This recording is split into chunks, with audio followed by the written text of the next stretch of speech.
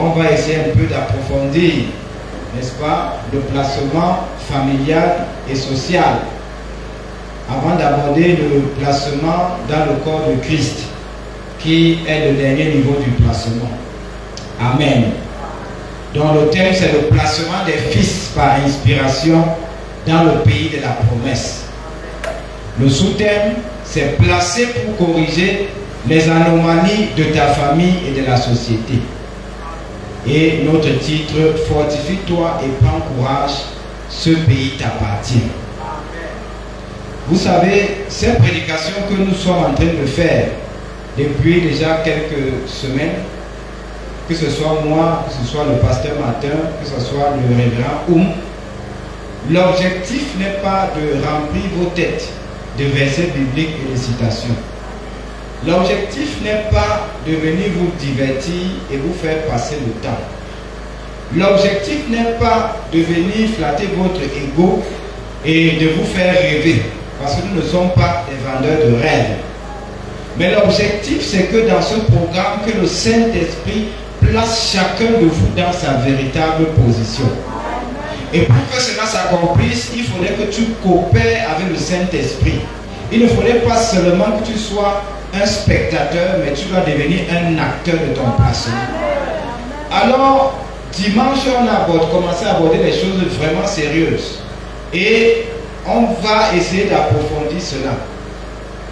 Nous avons vu dimanche que le placement que le Saint-Esprit fait dans nos vies ne concerne pas seulement l'aspect spirituel, c'est-à-dire être placé dans le corps de Christ, mais ça concerne aussi l'aspect familial et l'aspect social. Et dans ce placement familial et social, nous avons vu qu'un chrétien qui n'est pas bien placé familialement et socialement ne peut pas bien servir Dieu.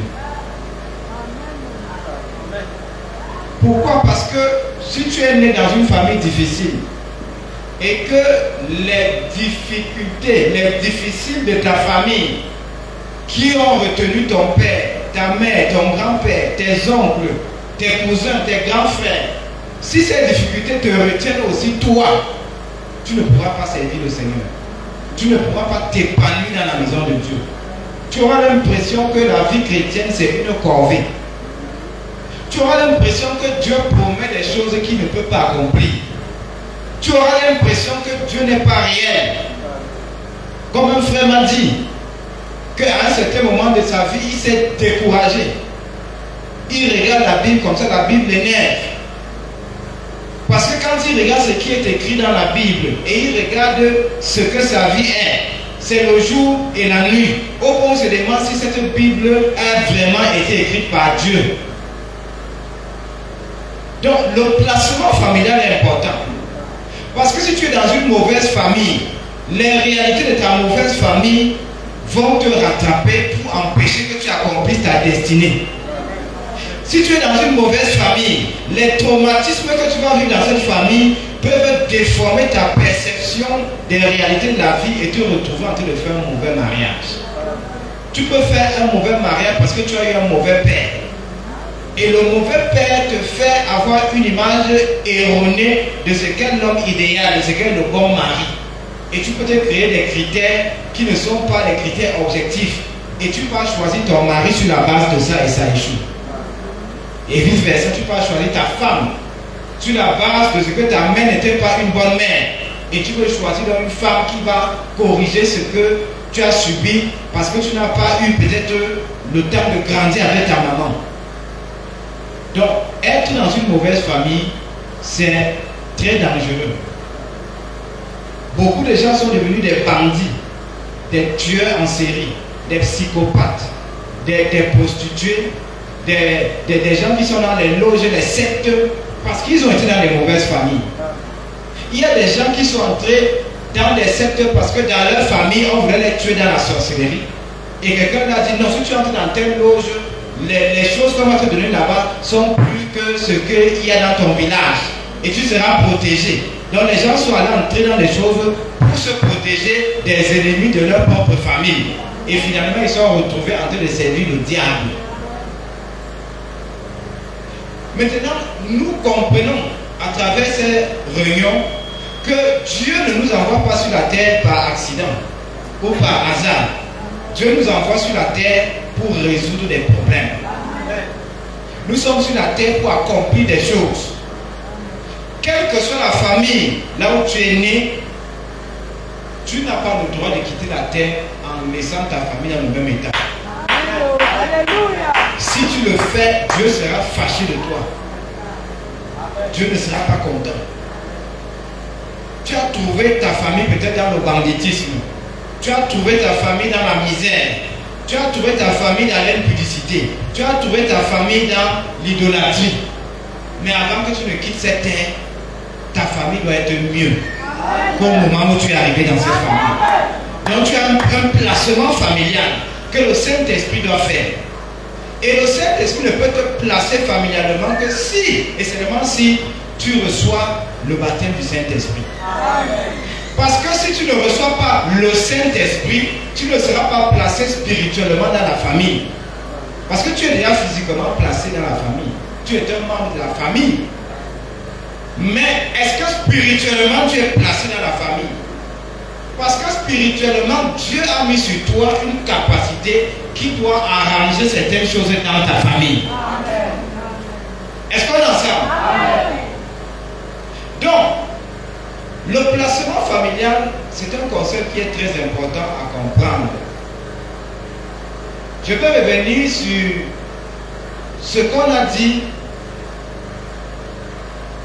sur Abraham.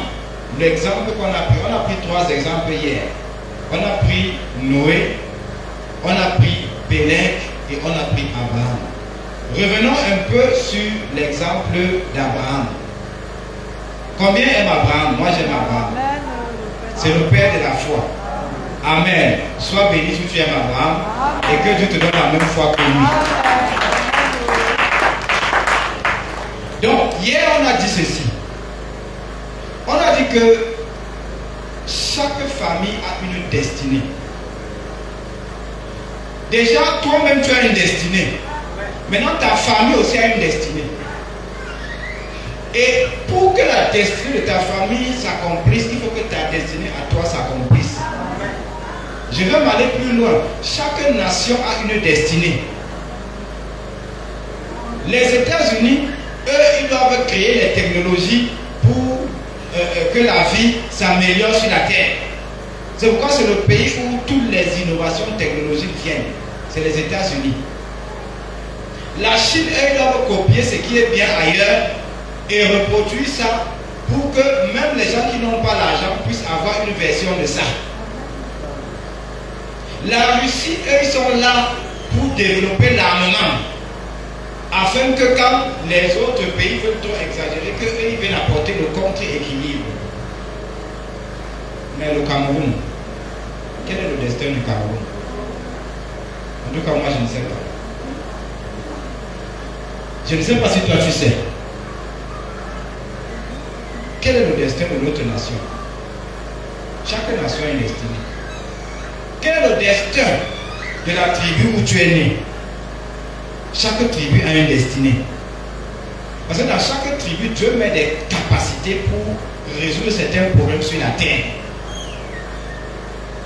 Mais ce soir, ce qui nous intéresse, c'est la destinée familiale et la destinée personnelle.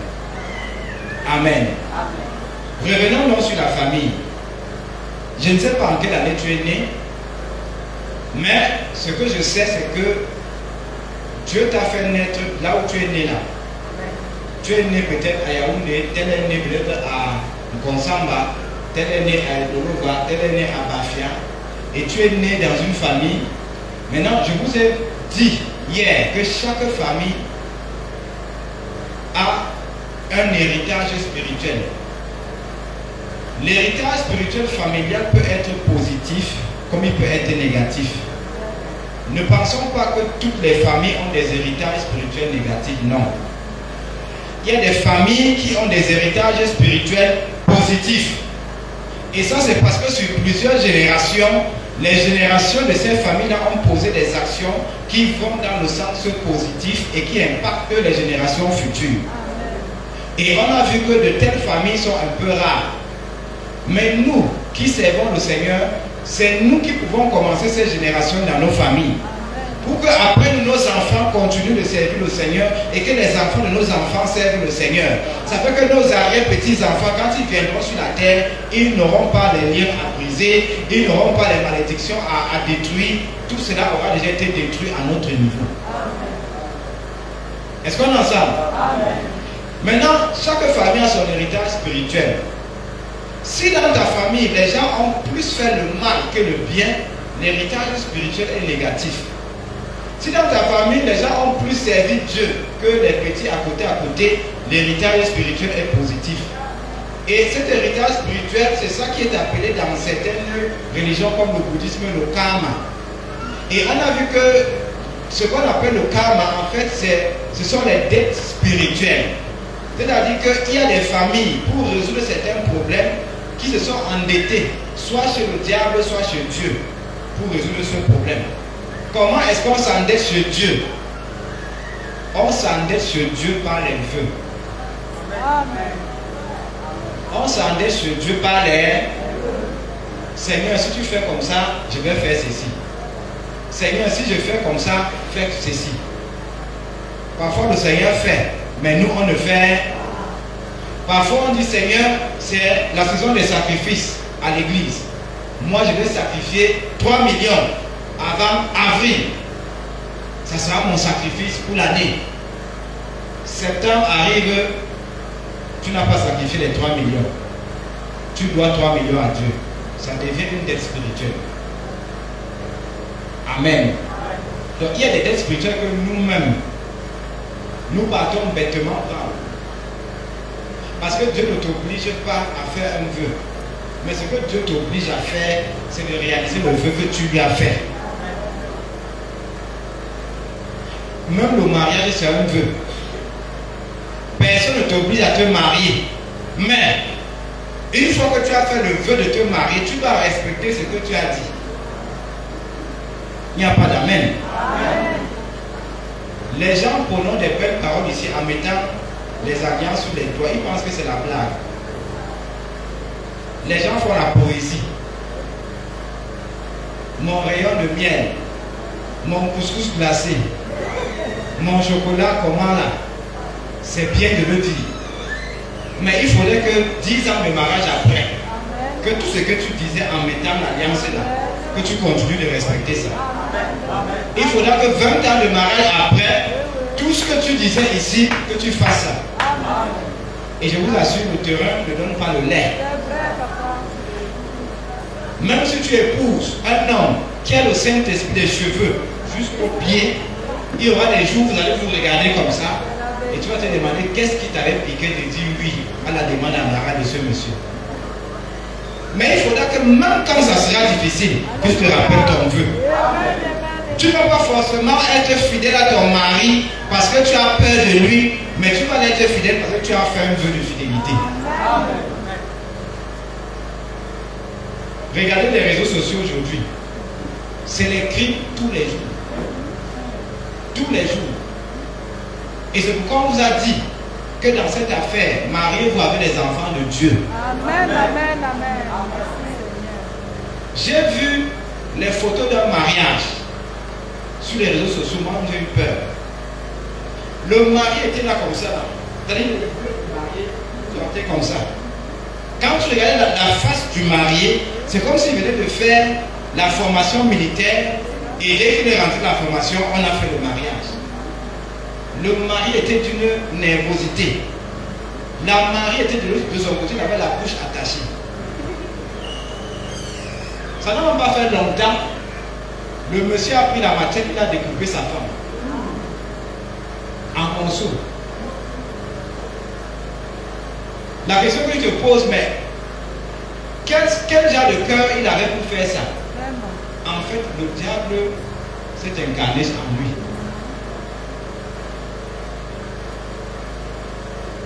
Et parfois, des choses comme ça arrivent. Quand vous allez à l'enquête, vous allez voir que dans les générations précédentes, des choses semblables sont arrivées.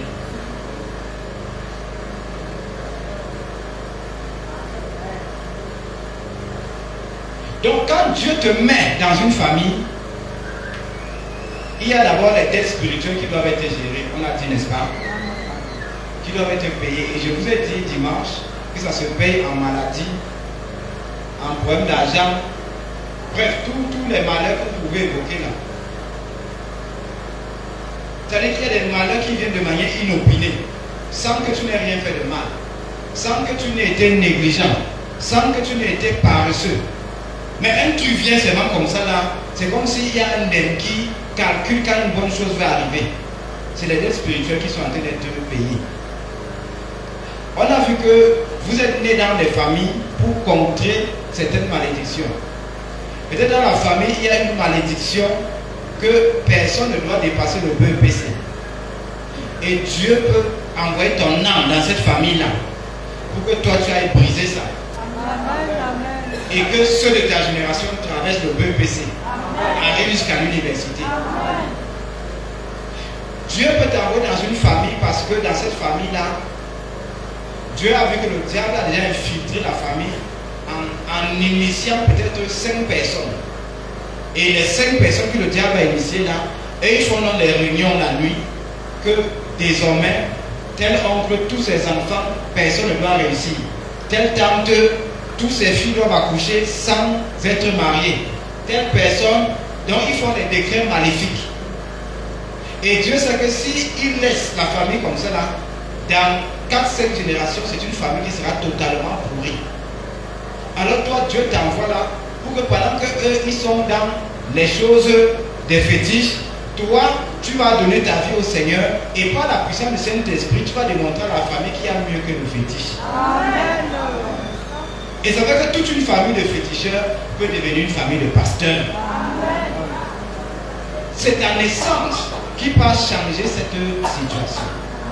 Amen. Amen. Dieu peut te mettre dans une famille pour la relever financièrement.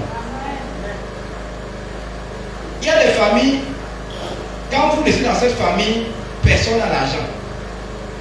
Personne n'a rien. Regardez même certaines de nos autorités.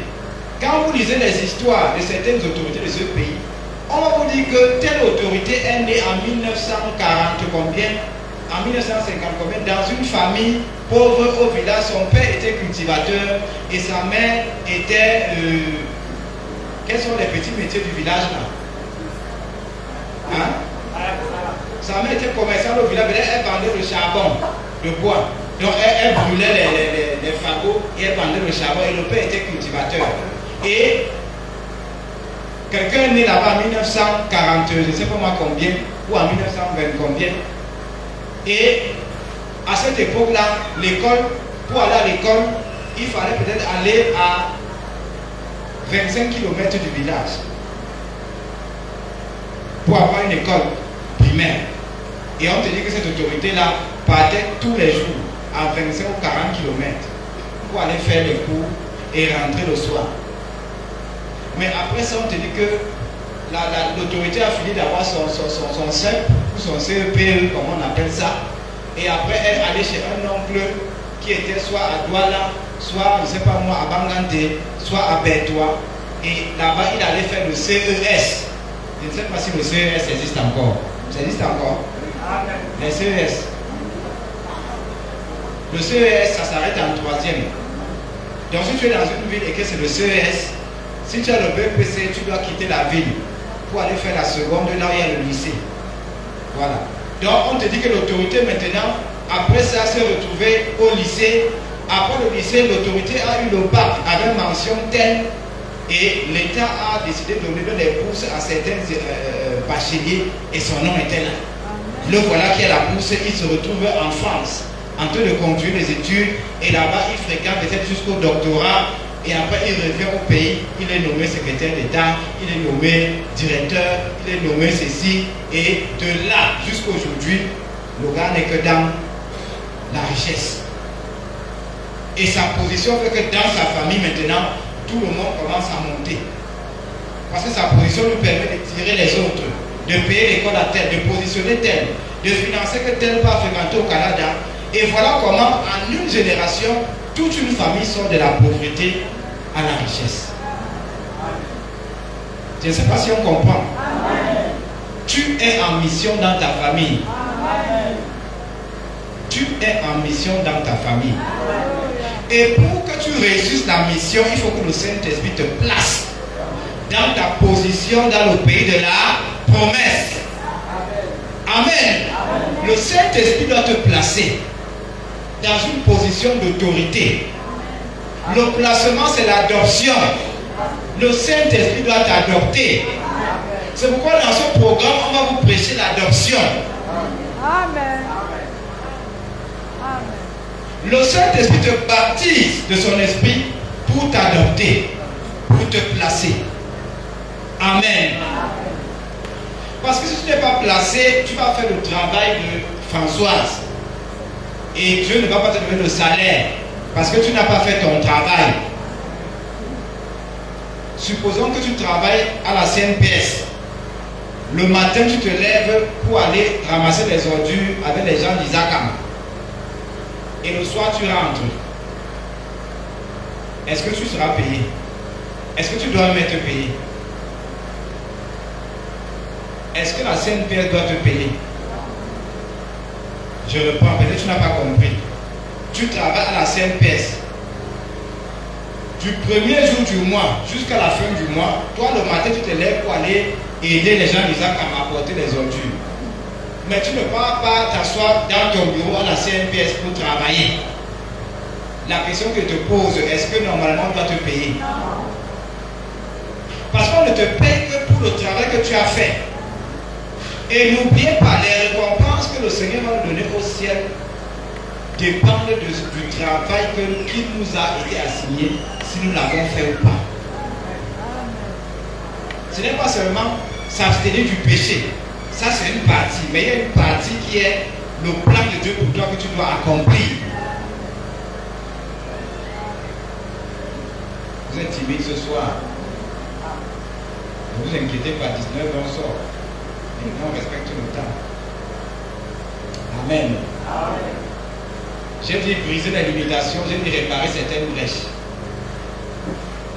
Donc Dieu vous met dans vos familles pour réparer les faiblesses de la famille.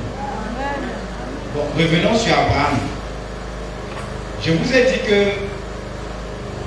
dans la famille d'Abraham, il y avait 9 choses. Il y avait même plusieurs, mais j'ai retrouvé ça à 9. Premier problème qu'il y avait dans la famille d'Abraham avant qu'il ne naisse, c'était l'idolâtrie. Parce que de Noé jusqu'à son père, Térak, à un niveau là, l'adoration de Dieu s'est perdue. Et quand le père d'Abraham est venu sur la scène, c'était à l'époque de Nimrod. Parce que le père d'Abraham était le chef de l'armée de Nimrod.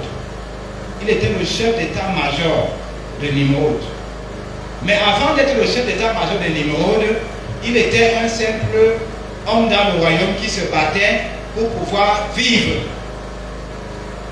Et le père d'Abraham donc n'adorait pas Dieu.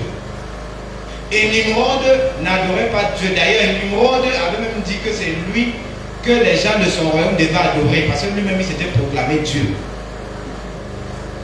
Maintenant, toute la famille d'Abraham adorait les idoles. Maintenant, Dieu savait que le Messie Jésus doit venir sur la terre par la lignée d'Abraham. Et pour que Jésus vienne par cette lignée, il faut que le problème de l'idolâtrie soit réglé. Parce que si le problème de l'idolâtrie n'est pas réglé, ça va annuler la venue de Jésus. Je ne sais pas si tu comprends les enjeux de ta naissance. Ta naissance a des enjeux que peut-être tu n'as jamais pris le temps de méditer, mais ce soir que Dieu t'ouvre les yeux. Ta naissance a des enjeux importants. C'est pourquoi le diable te discute et Dieu te discute aussi. Donc le Messie doit venir par la lignée d'Abraham. Alors il faut que Dieu traite le problème de l'idolâtrie. Deuxième chose, dans la famille d'Abraham, il y avait la mort précoce. Donc les gens mouraient avant leur temps. Les gens mouraient parfois un peu tôt. Et c'est aussi un problème pour la venue de Jésus. Parce que si les gens par qui Jésus doit venir meurent avant d'avoir accouché l'autre qui doit accoucher l'autre, qui doit accoucher l'autre, qui doit accoucher l'autre, jusqu'à ce qu'on accouche Jésus, c'est que Jésus ne viendra pas. Quelqu'un ne m'a pas compris. Le problème de la mort précoce, Dieu devait traiter ça dans la famille d'Abraham pour faciliter la venue de Jésus. Amen. Bon, supposons qu'Abraham était mort à 20 ans. Isaac serait là. Bon, si Isaac ne pouvait pas venir parce que son père Abraham est mort avant que lui ne vienne, Jacob serait là. Ça veut dire que Jacob n'aurait pas pu être là. Et si Jacob n'aurait pas pu être là, ça veut dire qu'Israël n'existerait pas. Puisque c'est Jacob qui a produit les 12 tribus d'Israël. Et Dieu, voyant déjà les plans du diable à travers la mort précoce là pour empêcher la venue du Messie, il fallait que Dieu envoie une âme qui a les capacités de régler ce problème. Troisième chose, dans la famille d'Abraham, il y avait la négligence. La négligence, c'est quand quelque chose est important, mais tu ne donnes pas à cette chose importante sa valeur. Tu donnes à la chose importante une valeur petite. Il y a des gens ici, la chose qui peut leur faire avoir 500 000, c'est la chose là qui néglige. Mais les choses qui leur perdent le temps et qui leur perdent l'argent, c'est là où ils mettent l'énergie. Est-ce que vous savez que les réseaux sociaux où nous sommes là, que le matin tu peux d'abord ouvrir pour voir qu'est-ce qu'on a encore dit aujourd'hui. Les pages où toi tu peux lire les informations là, les gens gagnent l'argent derrière toi. Les gens publient les contenus sur les pages que toi tu vas aller lire. Et maintenant ils ont l'argent selon le nombre de personnes qui consomment son contenu. On appelle ça la monétisation. Donc toi tu utilises les réseaux sociaux pour te divertir, mais d'autres personnes s'enrichissent avec ça. La négligence. Nous ne devons pas être négligents. Un chrétien qui fait 1 an sans jeûner est négligent. Je redescends, un chrétien qui fait 1 mois sans prendre au moins 1 jour de jeûne, il est négligent.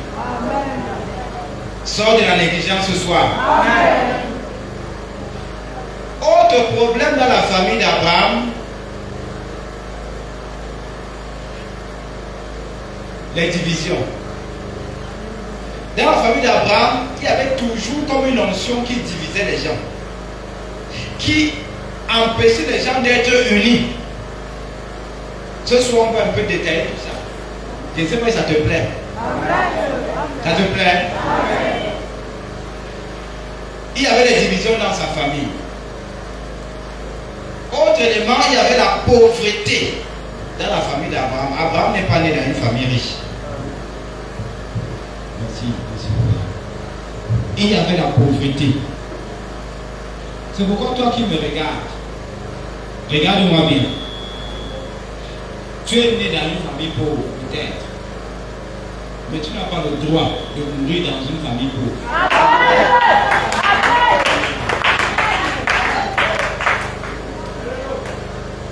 Tu vas mourir dans une famille qui n'a pas faim. Peut-être que tu ne seras pas comme Elon Musk ou comme, comment on appelle celui de la Bill Gates. Mais tu seras à un niveau où tu ne vas pas commander. Ça veut dire que, quel que soit l'état de la famille où tu es venu, Dieu a déjà mis en toi toutes les ressources pour relever le défi. Dieu a mis en toi toutes les ressources pour que tu t'en sortes dans la famille là. Là où les autres ne s'en sortent pas, toi tu vas t'en sortir. Parce que les ressources sont en toi.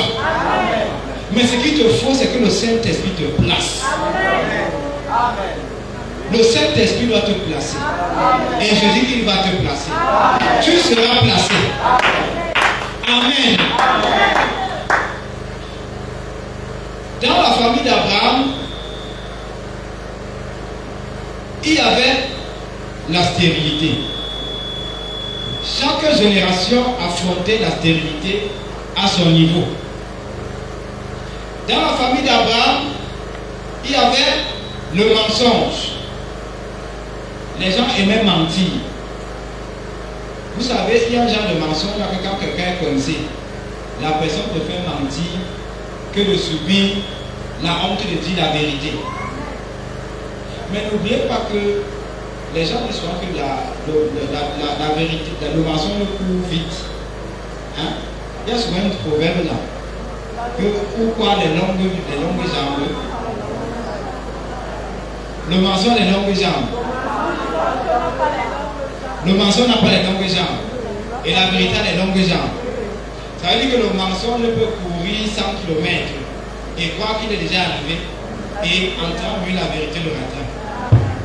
Et frère madame nous dit, dites toujours la vérité, quel que soit ce qui arrivera. Amen. C'est le seul moyen de s'en sortir. Alors, 8e chose, dans la famille d'Abraham, il y avait notion de la famille. La famille est une mauvaise chose. Il y a des gens qui sont en train de faire le carême. J'ai vu une collègue au bureau là-bas, maigre comme ça, alors qu'elle a souvent les joues. Je dis que, mais, c'est comment elle me dit qu'elle est dans le carême. Et elle me dit que leur genre de carême là, c'est qu'on ne mange pas la viande pendant 40 jours. Pendant 40 jours, on ne mange pas la viande. Donc il y avait la famille. Et il y avait des troubles dans nos mariages, des troubles dans nos foyers, dans la famille d'Abraham. Ça fait 9 choses. Dans les 9 que j'ai cités là, il y a combien dans ta famille?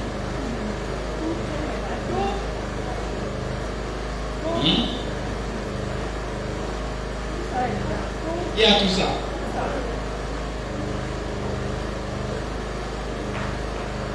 Mais il faudrait que d'ici 5 ans, que l'impact de ta destinée balaye tout ça. Amen. Peut-être 5 ans c'est trop. Elle m'a même dit. Diminuons même à 2 ans. 1 an. Puisque le pasteur dit c'est l'année des grands espoirs. Avec Dieu nous ferons des grands espoirs et il écrasera nos ennemis. Alors on dit que toutes ces choses-là, on traite ça en 2026. Amen.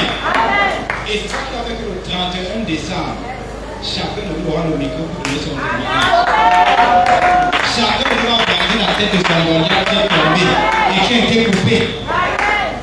Amen. Maintenant, revoyons comme on a vu hier, comment Dieu a réussi à traiter ce problème. Et mets-toi en tête que ce problème-ci qu'il y a aussi peut-être dans ta famille, lorsque Dieu envoie ton âme dans cette famille-là, c'est pour traiter ces problèmes. Maintenant, Abraham est né.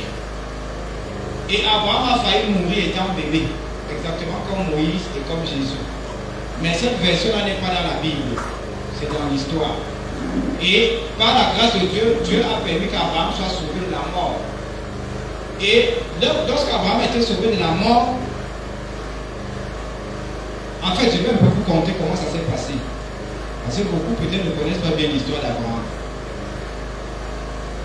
Avant la naissance d'Abraham, il y a une étoile qui a traversé le ciel. Un peu comme pour Jésus. Et les magiciens de la Mésopotamie ont vu. Et ils sont allés dire à Nimrod. Nimrod était le roi de la terre à l'époque là. Que voilà une étoile qui est en train de traverser le ciel. Donc il y a un enfant qui va naître. Et cet enfant deviendra un roi et il va te renverser. Nimrod a dit ah bon. Nimrod a donc fait des recherches. Et Nimrod s'est rendu compte que c'est Terah qui est l'un de ses sujets qui était le père de l'enfant. Nimrod a dit à Terah, apporte-moi l'enfant ici, sinon je vais te tuer toi-même. Et Terah avait une servante, une esclave, qui avait accouché la même nuit que sa femme. Donc il a plutôt pris l'enfant de sa servante, il l'a amené chez Nimrod en laissant Abraham, et Nimrod a tué l'enfant, pensant tuer Abraham. Regarde d'abord comment Abraham échappe à la mort, première fois. Maintenant, quand Abraham échappe à la mort, à un certain âge, Abraham grandit. Dieu commence à créer une connexion entre Abraham et Noé. Il y a un événement qui s'est passé parce qu'au temps d'Abraham, Noé était encore vivant. Tu ne savais pas. Au temps d'Abraham, Noé était encore vivant. Noé est mort quand Abraham avait environ 58 ans. Donc, Dieu a créé une connexion. Le père d'Abraham, donc, qui était un descendant direct de Noé, par Sem, a donc vu, puisqu'on avait déjà dit à son père que ton enfant s'y aura une grande destinée. Ne le laisse pas grandir là comme ça. Envoie-le chez tes arrière-grands-pères, afin qu'on puisse lui enseigner la foi ancienne, pas les nouvelles religions qu'on a aujourd'hui, pas les nouvelles églises qu'on a aujourd'hui. Terra, son père, donc, l'envoie en formation dans la maison de Noé et de Sem. Parce qu'à ce moment-là, Noé et Sem habitaient ensemble. Et Abraham est donc parti là-bas. Et c'est Noé et Sem qui ont commencé à dire à Abraham qui est le vrai Dieu. Le vrai Dieu, c'est l'Éternel, c'est Adonai, c'est Elohim, c'est El Shaddai.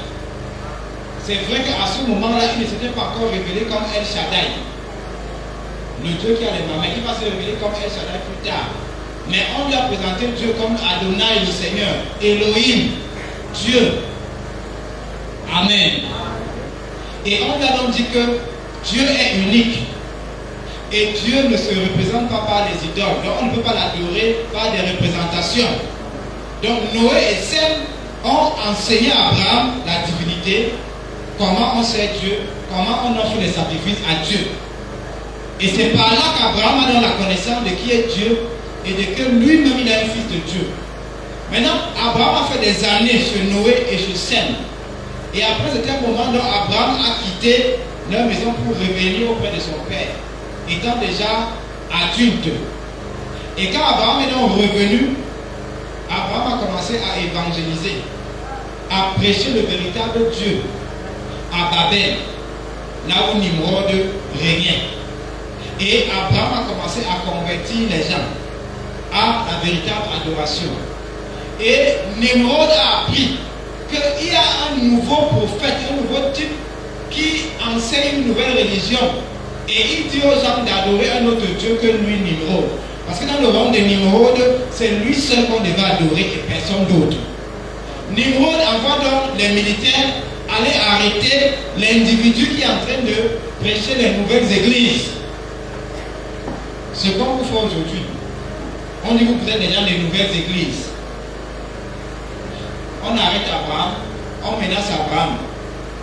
On donne à Abraham un avertissement. On dit à Abraham d'arrêter de prêcher. On le libère.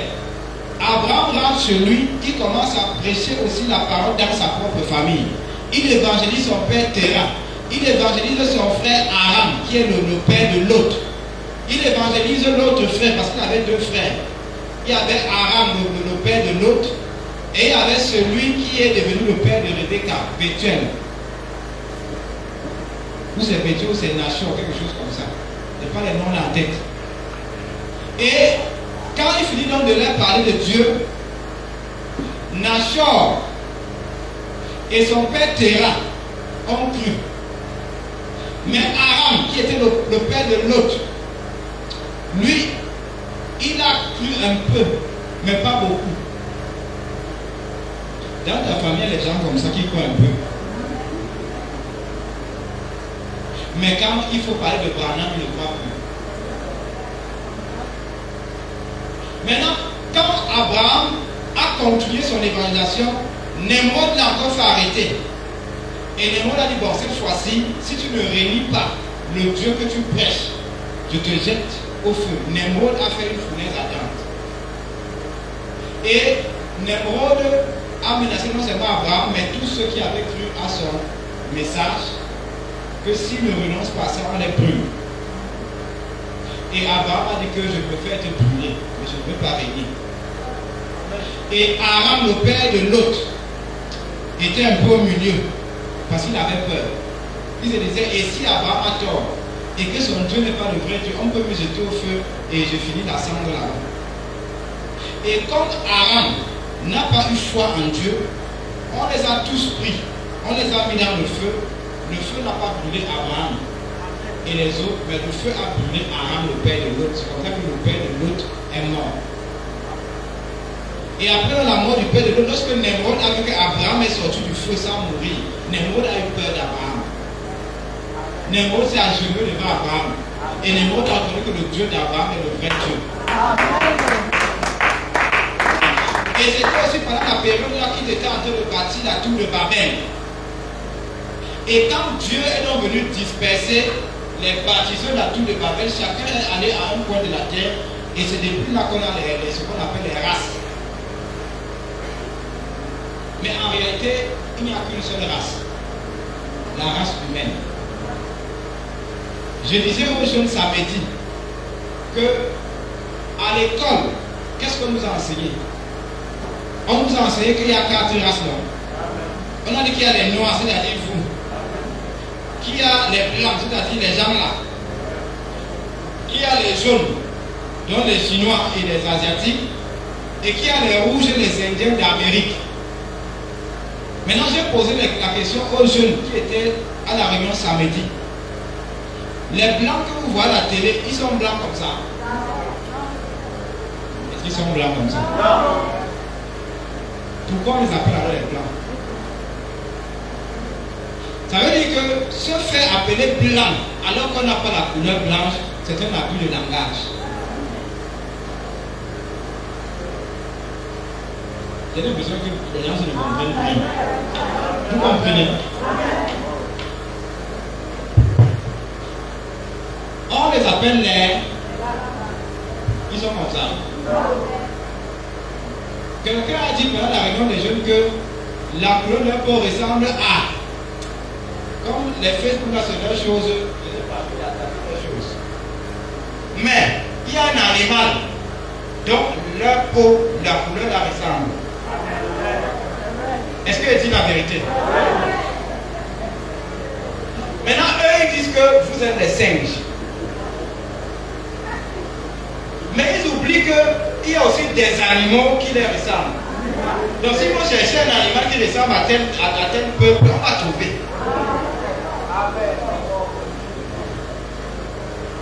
C'est pour ça que dans mon village maternel, il y a un proverbe qui dit que quand tu te courbes pour regarder le derrière de quelqu'un, quelqu'un d'autre est en train de regarder ton derrière. Parce qu'en te courbant, toi-même tu exposes bien ta part. Donc parfois quand on veut humilier les autres, on oublie que l'humiliation qu'on inflige aux autres, ça crée des prix sur nous-mêmes. Maintenant, on appelle les Chinois les jaunes. Qu'est-ce qui est jaune dans la salle? Montrez-nous quelque chose qui est jaune. Voilà. La soeur est en jaune. Regardez la robe de la soeur. Vous voyez la couleur? Bon, dites-moi, est-ce que les Chinois sont comme ça? Est-ce que Bruce Lee est comme ça? Jackie Chan, tous ces Chinois-là, ils sont jaunes comme ça. Voilà. Ça veut dire que c'est encore un abus de langage. On appelle les Indiens d'Amérique les rouges. Je vois que voici la couleur rouge ici. C'est rouge ou c'est bordeaux? Bon, voilà encore le rouge est là. Voilà le rouge, c'est Adéline. Est-ce que les Indiens sont rouges comme ça? Maintenant, je viens sur toi. On t'appelle comment? Le noir. Bon. Où est la couleur noire ici?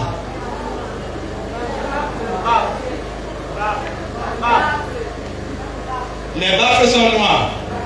Les chaises sont noires. Bon, regardons-nous les yeux dans les yeux. Est-ce qu'il y a une personne dans la salle qui est noire comme les chaises et les baffes ici?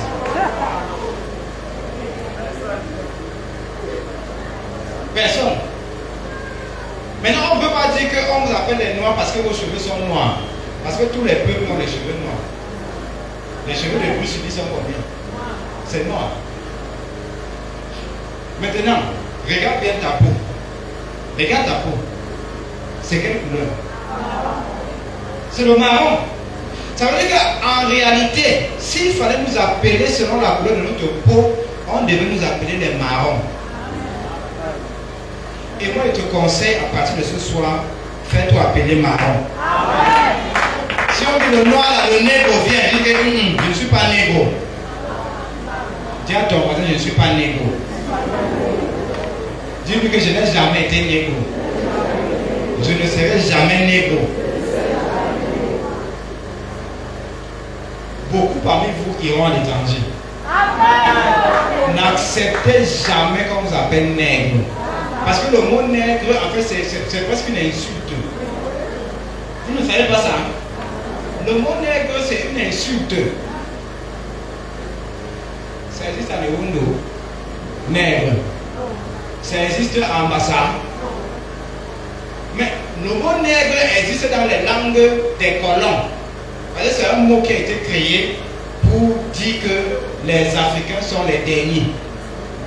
Je vais encore corriger une deuxième chose.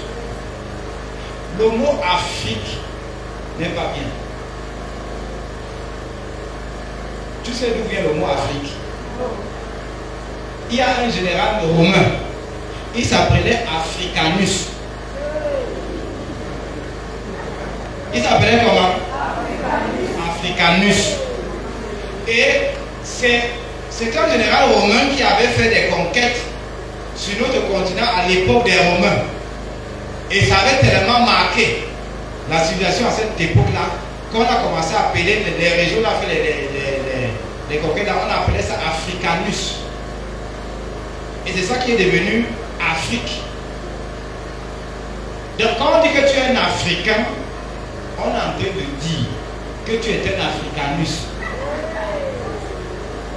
C'est-à-dire que donc, le nom du continent est relié à une partie du corps qui est la partie du corps la plus honteuse. Je dis la vérité. Qui ici peut montrer sa part? Personne. Ça veut dire que le nom même de notre continent doit être changé. Si on veut que le peuple de notre continent retrouve sa grandeur, retrouve sa splendeur, retrouve sa gloire, on doit changer le nom de notre continent. J'ai lu certaines personnes dire que le nom originel c'est Alkebulan. Je ne sais pas si c'est vrai. Alkebulan, le nom originel de l'Afrique. Donc, quand il y a le nom par lequel on vous appelle à une mauvaise vibration, ça vous limite dans des choses basses. Même Cameroun, là, on doit changer ça. Ils ne sont pas d'accord. Tout ce que veut dire Cameroun, ça veut dire les crevettes. Donc là, vous êtes les crevetons. Vous êtes les crevettes. Donc vous êtes en crevetonie. Oui. Bon, quand même, dis-moi, s'il faut choisir un animal qui est glorieux, est-ce que c'est la crevette qu'on va choisir? Pourquoi pour l'équipe nationale, on a choisi le lion? Et on a surnommé l'équipe nationale Lion Indomptable. Parce qu'on veut une équipe qui va gagner la Coupe d'Afrique, qui va gagner le Brésil, qui va gagner les grands matchs. Mais pour le pays, on choisit les crevettes comment? Il fallait qu'on prenne aussi le lion, on met ça sur le nom du Cameroun. Maintenant, ça dépend des autorités. S'ils veulent que le Cameroun continue à être le pays des crevettes, ça leur regarde. Parce que le Cameroun vient de Rio dos Camaroes, rivière des crevettes. Regardez les comportements des Camerounais, c'est exactement les comportements des crevettes. Ah oui, c'est l'esprit des crevettes qui règne sur le Cameroun. Mais toi, cherche le Saint-Esprit et sors des crevettes pour être animé par l'Esprit de Dieu. Amen. Donc, j'entre un peu dans ces détails-là pour que vous compreniez que les échecs du peuple marron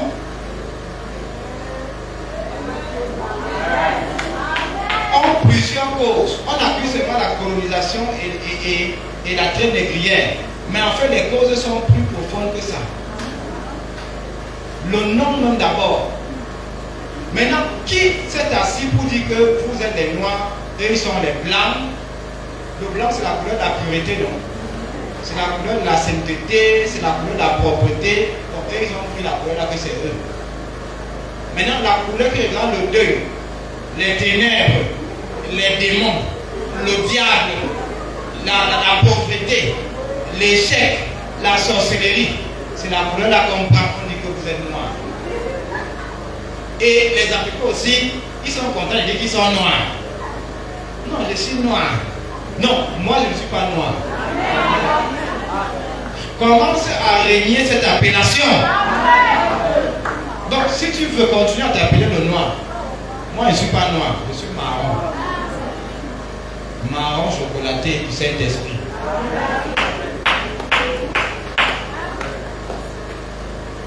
Est-ce que c'est que la peau que tu as, c'est la meilleure peau de toutes les peaux humaines? Vladimir Poutine les a démontré dernièrement que Jésus n'était pas noir. Combien savent ça?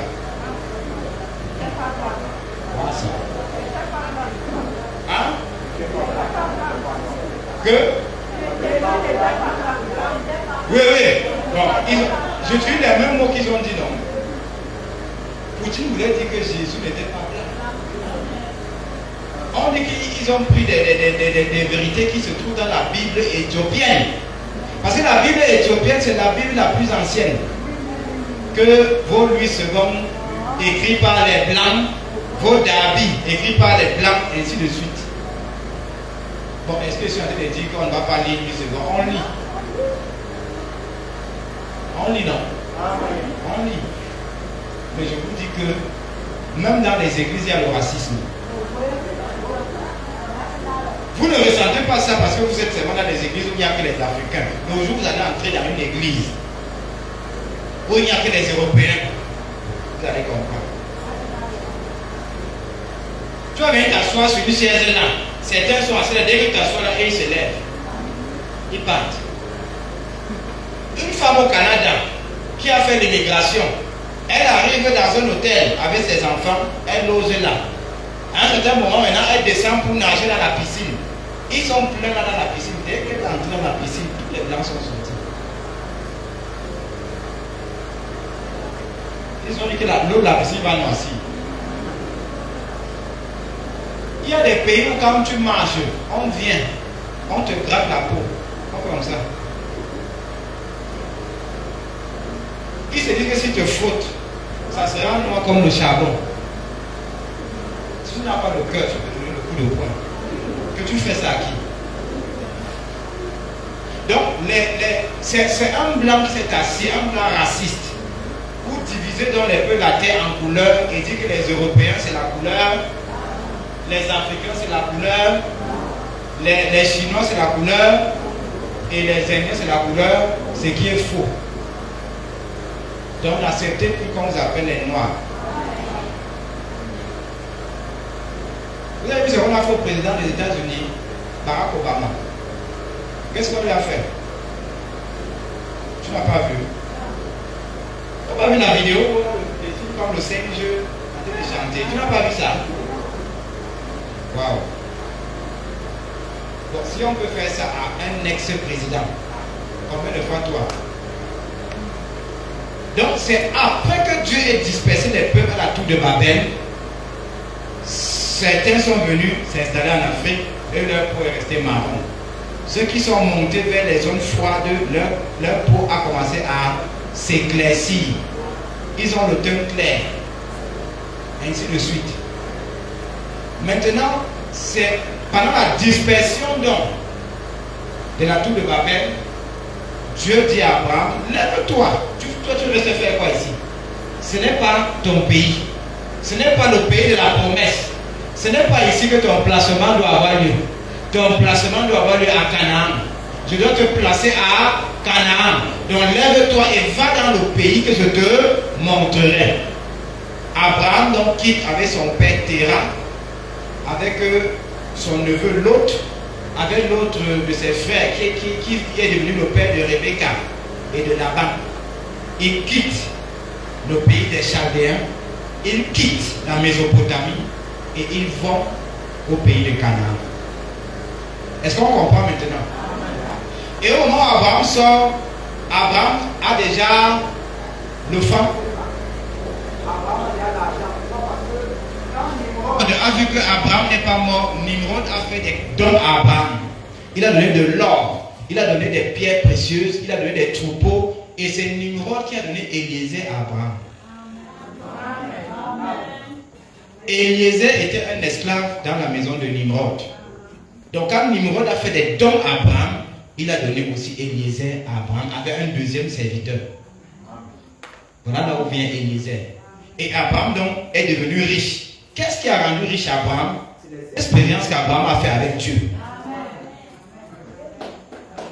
On voulait tuer Abraham, Dieu a protégé miraculeusement Abraham et c'est derrière ça qu'Abraham est devenu milliardaire.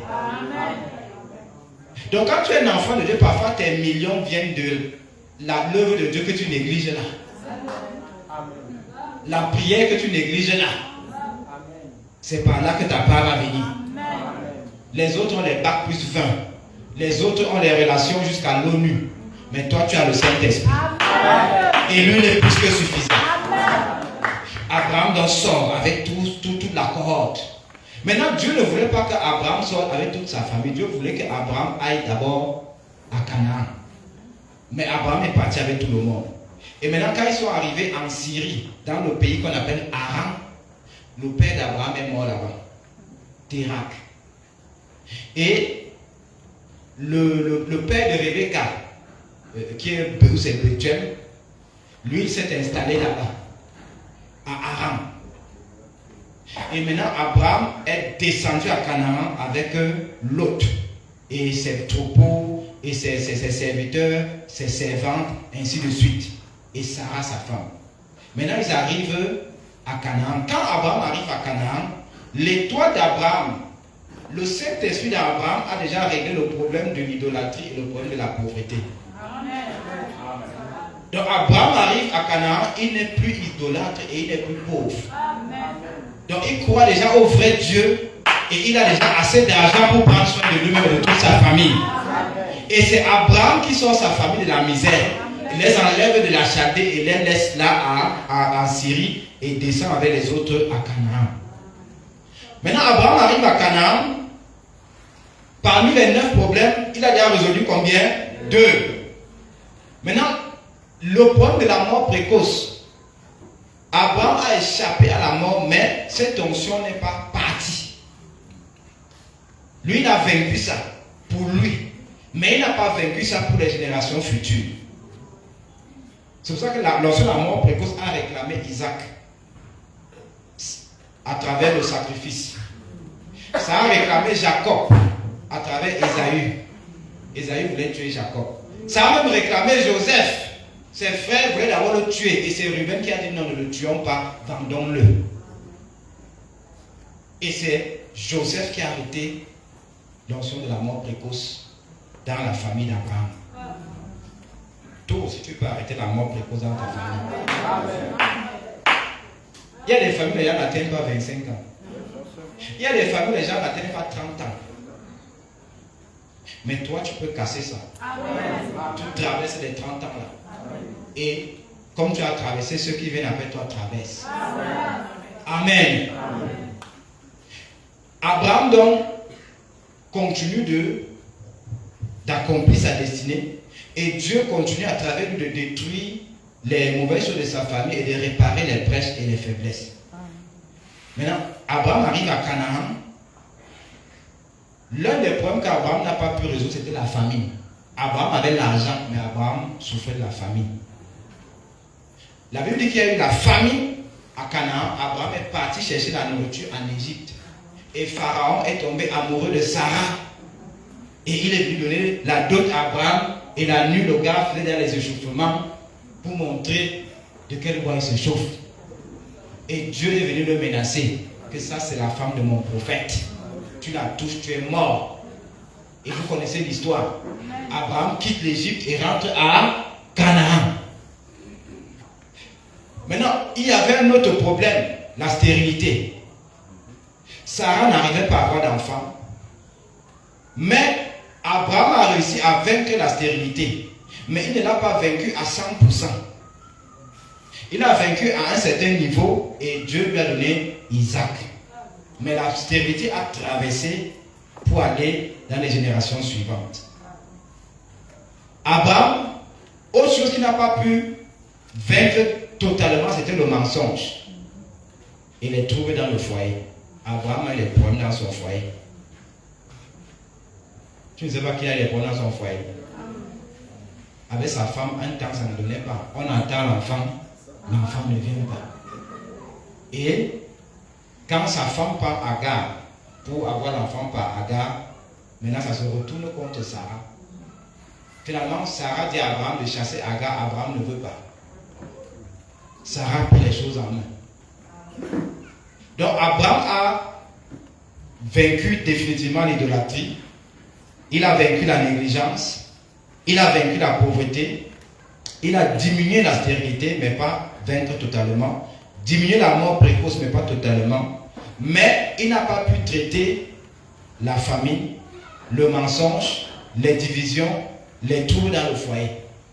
Maintenant, c'est passé chez Isaac. Donc, quand Dieu maintenant envoie Isaac, Dieu envoie Isaac pour que Isaac aille maintenant continuer ce que Abraham a commencé. Mais vous allez voir que Isaac est resté sur les acquis d'Abraham. Isaac n'a pas vaincu quelque chose de nouveau parmi les choses que j'ai citées là. Isaac a trouvé qu'Abraham n'était plus idolâtre et Isaac a aussi adoré le vrai Dieu. Isaac a trouvé qu'Abraham était plus pauvre, donc Isaac aussi a fonctionné avec l'argent. Isaac a trouvé que Abraham avait, malgré la stérilité, réussi à avoir un enfant. Isaac est allé un peu plus loin, lui il a réussi à avoir 2 enfants.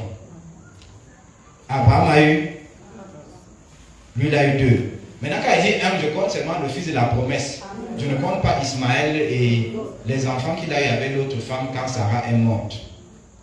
Maintenant Isaac, donc il a consolidé les acquis d'Abraham, mais il n'est pas allé plus qu'Abraham. Maintenant, Dieu regarde la situation de la famille. Dieu voit que les problèmes ont déjà traversé 2 générations. Maintenant, une 3e génération arrive. Maintenant, Dieu envoie Jacob. Dieu envoie l'homme de Jacob naître dans cette famille. Et Dieu place Jacob dans cette famille pour que Jacob relève le défi. Jacob aussi, avant de revenir sur Jacob, Isaac a été confronté à la famine. Parce que lui, il est allé chez les Philistins. Et Abimelech est tombé amoureux de Rebecca. Donc, le même problème de famine qu'Abraham a eu, Isaac a eu ça. Bien qu'ayant beaucoup d'argent. Et comme je disais dimanche, vous pouvez avoir beaucoup d'argent et ne pas bien vivre. Et ne pas bien manger. Parce qu'au moment où l'argent entre, les problèmes augmentent. Et dès que l'argent finit, les problèmes aussi finissent. Les problèmes attendent la prochaine entrée d'argent. Et c'est des cycles, ce sont les démons qui font ça. Et vous devez donc prier pour briser ces cycles-là. Pour que quand 10 millions entrent dans ta poche, que ça ne trouve aucun problème. Maintenant, ça te permet de réaliser des grands projets. Amen. Parce que toi aussi, tu dois monter dans l'avion. Je dis la vérité. Tu dois monter dans l'avion. Première classe. Bruxelles Airlines. 2 millions. Tu payes. C'est ton argent. On ne vit qu'une seule fois.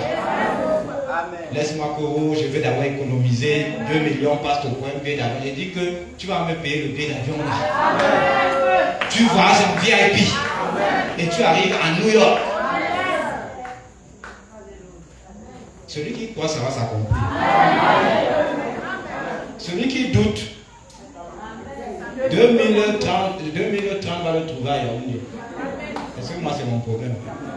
Mais celui qui croit va devenir menguiste. Amen. En décembre, tu vas aussi venir là avec ta bouteille d'eau minérale là. Les écouteurs, la capuche. Tu marches là. Bonjour. Ça va. Oh, toi aussi tu seras menguiste. Amen. Parce que Dieu te place pour faire ce que les autres n'ont pas pu faire.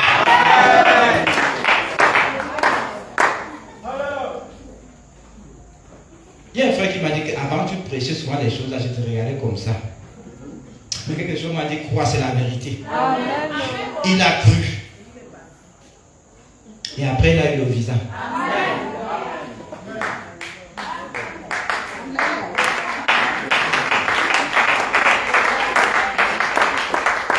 Amen.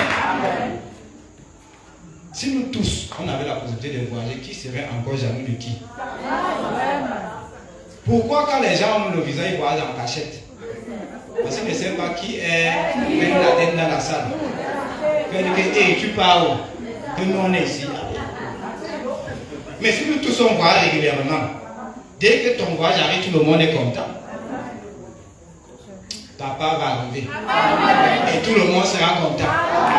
Amen.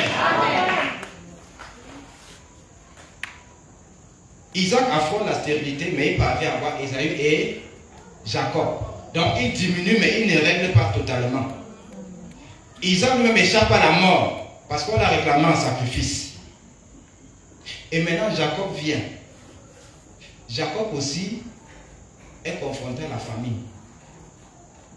Jacob aussi est confronté à la stérilité avec Rachel.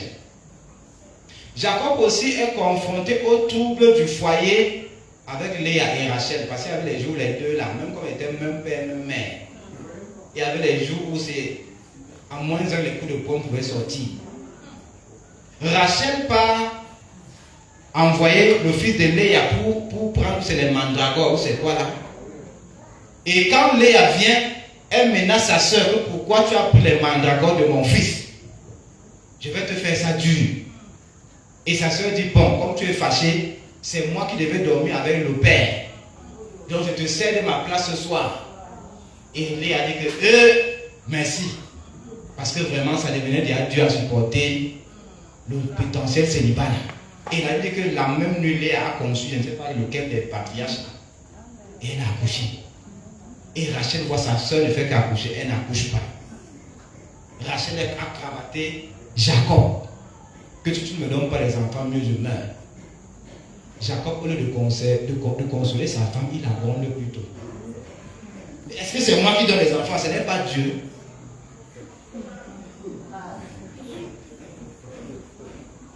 Mais dans leur problème, qui avait même les problèmes d'enfants en réalité? Peut-être même que ça venait de Jacob. Peut-être que ça venait de Rachel. Parce que la science a montré qu'il y a des couples qui ont souvent ce qu'on appelle le problème d'incompatibilité. C'est-à-dire que l'homme n'est pas stérile, la femme n'est pas stérile, mais leurs semences ont du mal à se croiser. Bon, je ne sais pas ce qui s'est passé, mais on ne peut pas aussi dire que Jacob avait ce problème, que Jacob faisait les enfants aller anormalement. Donc on peut pas aussi dire que ça venait de Jacob. Mais ce qui est sûr, c'était là. Maintenant, Jacob a été menacé de mort par Ésaü, dont lui-même la mort précoce a failli le gérer, mais il a échappé. Maintenant, Jacob a consolidé les mêmes acquis qu'Abraham et Isaac. Maintenant, Dieu voyant que la situation a trop duré, Dieu envoie Joseph. Donc comme Joseph perfection est là, ça veut dire que la situation a trop duré au Cameroun. Dieu vous suscite pour parler ce que les autres degrés du message n'ont pas préparé. Le placement de l'église. Amen. On reviendra sur ça après. Dès que Rachel a accouché Joseph, la stérilité est partie pour de bon de la famille d'Abraham. C'est-à-dire c'est la venue de Joseph qui a balayé définitivement la stérilité. Vous verrez que ni Joseph ni aucun de ses frères n'a eu des problèmes d'enfants. Vrai ou faux? Ruben n'a eu des problèmes d'enfants. Issachar, Judas, Nephtali, personne. Parce que Joseph est venu balayer ça. Joseph est venu balayer la mort précoce. Lorsque les frères de Joseph voulaient le tuer, même père, on voulait le tuer. Et c'est que quand tu es là, les plus grands ennemis de ta vie sont les gens de ta famille. C'est-à-dire que quand tu es dans la prudence, là, il ne faut pas que quelque chose m'arrive. Le plus grand danger qui te menace, c'est dans ta famille. Pire, si tu es dans une famille polygamique, que le père a 3 femmes, tu es en danger de mort. À moins que tu n'aies le Saint-Esprit. On est ensemble? Amen. Donc les propres frères de Joseph l'ont vendu. Et Dieu fait que Joseph échappe à la mort. Maintenant, il y avait le problème de division dans la famille d'Abraham. Quand Abraham a donné Isaac, entre Isaac et Ismaël, il y a eu la division. Quand Jacob vient avec son frère Ésaü, il y a la division. Joseph maintenant vient avec ses frères, il y a la division. C'est la division là qui a fait qu'on le vende. C'est parce qu'il était divisé, il n'était pas uni. Et il n'était pas uni à cause de la jalousie. Même chose pour Ésaü. Ésaü était jaloux parce que Jacob a eu la bénédiction que lui n'a pas eue. Ismaël était jaloux parce que c'est Isaac qui était le fils de la promesse. Là où tu es là, qui est jaloux de toi? Qui est jaloux? Ce que tu es en train de souffrir, c'est qu'il y a quelqu'un qui est jaloux. La personne là, c'est qui? Tu dois m'identifier cette personne. Qui est jaloux de ton commerce? Qui est jaloux de ta destinée? Qui est jaloux de tes habits? De ton téléphone? Tu achètes un téléphone de 200 000. Tu crois que tout le monde est content? On m'avait raconté une histoire. C'était passé au lycée Leclerc. Il y a peut-être 25 ans aujourd'hui. On me dit que il y avait un professeur, c'était le professeur de mathématiques ou de quoi, je ne sais plus. Il y avait donc un de ses élèves qui était le fils d'une haute personnalité. Lui, il n'avait que les chaussures chères. Les chaussures de 50 000, les chaussures de 80 000, les chaussures de 150 000. Tu as acheté une chaussure de 150 000. Tu regardes tes 15 000 et 10 000 comme ça, là, ça te fait mal pour une chaussure, tu dis que c'est zéro. Mais je dis que tu vas acheter souvent les chaussures. Parce que ton heure est arrivée. Amen. Je dis que tu vas manger des plats de 30 000 dans les restaurants. Avant, je ne savais pas qu'il y a des restaurants avec des plats de 30 000. Un jour, mon beau-frère m'amène dans un restaurant. À l'époque, c'était le boulevard là. Il y a une boulangerie où c'est Moulin de France. C'est quelque part. Hein? Moulin de France. Oui, c'est quelque part là. Oui, en haut là. Parce que il y a la boulangerie là maintenant en haut. L'étage en haut, il y a le restaurant là. Mon beau-frère m'a amené là-bas avec ma petite soeur qui est son épouse. Je ne sais plus qui d'autre avec qui on était. On s'assoit, il dit commander. J'ai dit apportez le menu. On me donne le menu. Le plus petit plat commence à 5 000. Je suis sûr d'abord. Je regarde mon beau. Je dis que faut pas que je commande un truc ici. On dit qu'il n'y a pas l'argent pour payer et on nous arrête ici. Je vois des plats de 15 000. Je vois des plats de 30 000. Il y a même des plats de 50 000. J'ai vu où c'est le ragoût de chèvre. Ça devait être 20, où c'est 20 000 ou 25 000. J'ai vu les pizzas. J'ai vu les nourritures VIP là. C'est là que j'ai compris que quelqu'un peut avoir un salaire de 500 000. Mais avant le 15 000, l'argent est fini. Il suffit qu'il fréquente les milieux là. Mais toi qui as le salaire de 70 000, tu vas trouver qu'avec 500 000, il n'a pas le droit de se plaindre. Mais s'il fréquente les milieux comme ça, l'argent finit. J'ai commandé un plat de 15 000. Et ça, c'est le beau cœur. On m'a dit commande, non. J'ai commandé. Attends. Je ne sais plus si c'est le plat de 15 000 ou de 30 000 qu'il avait commandé. Je ne sais plus. Peut-être même c'était le plat de 30 000. J'ai mangé. C'était bien fait. Tu manges, tu sens comment ton corps respire sa plane. C'est ça que tu dois manger en 2026.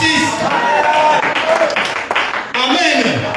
Reçois la grâce des bonnes connexions qui vont t'amener dans les grands restaurants, manger des plats de 30 000, de 50 000, de 40 000. Ton ventre aussi doit se mettre à l'aise. Tu n'es pas fatigué, baigner haricots bouillis, pain spaghetti, avec les oignons et quoi là. Hein, demi-pain beurre chocolat. Hein? Élève le niveau. Élève le niveau. Élève le niveau. Amen. Il y a des jours où manger sans compter ton argent.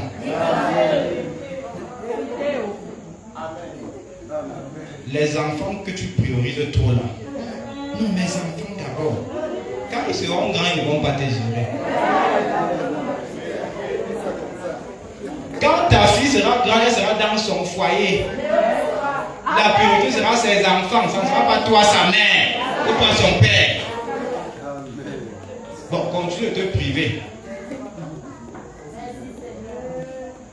Il y a des jours où tu manges ton argent seul. Tu ne donnes à personne. Le côté, tu n'as n'a pas dit Amen? Un ancien Dieu béni. Il y a des jours où, quand 500 000 tombent, tu enlèves 100 000, c'est pour toi seul. Quand il dit toi seul là, c'est que c'est toi et maman Christiane. Vous partez quelque part. Vous mangez des choses que vous n'avez jamais mangées. Vous vous mettez à l'aise. Il dit parce que il avait la chaussure que je devais acheter à Corentin là. La chaussure là va d'abord une bataille. Parce que lui aussi il aura son salaire. Il travaillera. Et il doit se prioriser. Amen. Il me reste 5 minutes. Je contrôle. À 19h on sort. Fini ou pas fini, fini. C'est ça, non? Amen. Aujourd'hui, j'ai voulu encore bien détailler ce que j'ai dit dimanche. Maintenant, Joseph vient.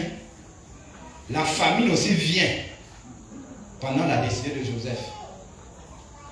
Mais Joseph, c'est lui qui avait la capacité d'éliminer la famine. Il n'a pas seulement éliminé la famine dans sa famille, il a éliminé la famine sur toute la terre. Amen.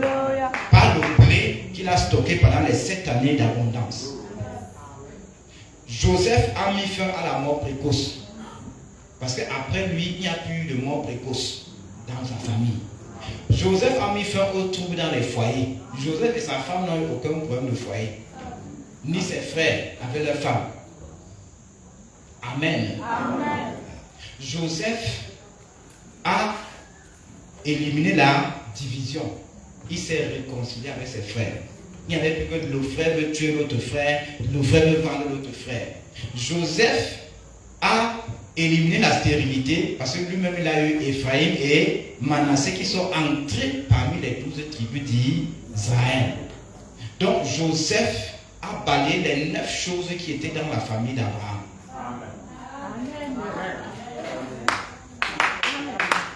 Maintenant, pourquoi et comment Joseph l'a fait? Joseph a pu balayer ces choses par son placement. Le Saint-Esprit l'a placé sur le trône en Égypte. Et c'est le placement de Joseph sur le trône en Égypte qui a permis qu'il se marie.